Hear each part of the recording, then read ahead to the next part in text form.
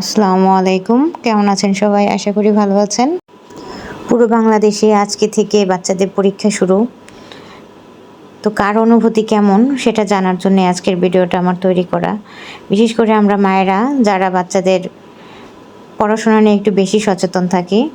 তো আজকের ভিডিওটা আমি এই জন্যই নিয়ে আসছি আপনাদের মাঝে যে আজকে থেকে যে পরীক্ষা শুরু হলো, আপনার বাচ্চা যে আজকে প্রথম পরীক্ষাটা দিয়ে আসলো, এটা নিয়ে আপনাদের অনুভূতি কী? এটা কমেন্ট করে জানাবেন। আর আমার অনুভূতি কী ছিল সেটা আপনাদের মাঝে আজকে শেয়ার করব। একটা বাচ্চা যখন পুরো বই পড়েও বুঝতে পারে না সে পরের দিন পরীক্ষায় কী লিখবে বা পরীক্ষায় কী আসবে, এটা সম্পর্কে তার কোনো আইডিয়া নাই। প্লাস ক্লাসের টিচাররা যখন একটা বাচ্চাকে পড়াশোনা করাচ্ছে এবং সেই টিচারও বলতে পারে না তাদের পরীক্ষায় কী আসতে পারে, কেমন প্রশ্ন আসবে, কোন ধরনের প্রশ্ন আসবে। তো এগুলো নিয়েই হচ্ছে আমরা বাঙালি জাতি।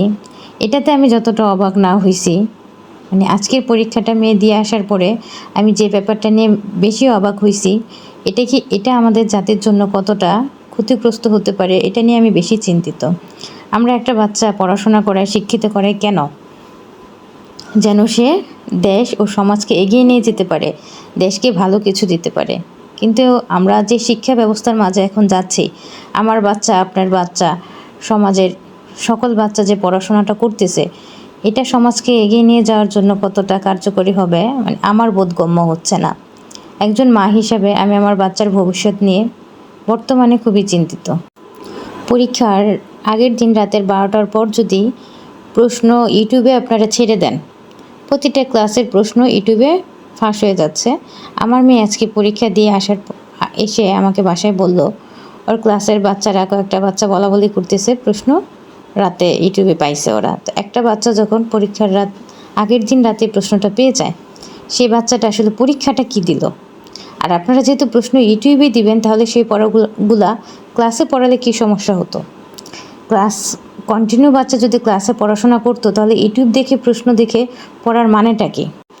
ক্লাস 8-এর 9-এর বাচ্চারা যদি চিন্তা করে আমি সারা বছর পড়বো না, পরীক্ষার আগের দিন রাতে ইউটিউবে প্রশ্ন দেখে পড়বো, পরের দিন গিয়ে পরীক্ষা দিব, এই জাতির ভবিষ্যৎ কতটা ভয়ঙ্কর হতে পারে, একজন সচেতন গার্জেন হিসেবে এই চিন্তাটা আপনার মাথায় আসা উচিত।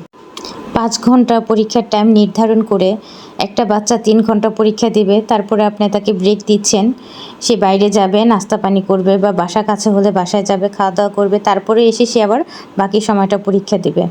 মানে এই পরীক্ষার যুক্তিটাকে আমি বুঝলাম না। একটা বাচ্চা প্রশ্ন হাতে পাওয়ার পর সে কিভাবে বাইরে বের হবে, আবার বাসায় যাবে, আবার এসে সে পরীক্ষা দেবে?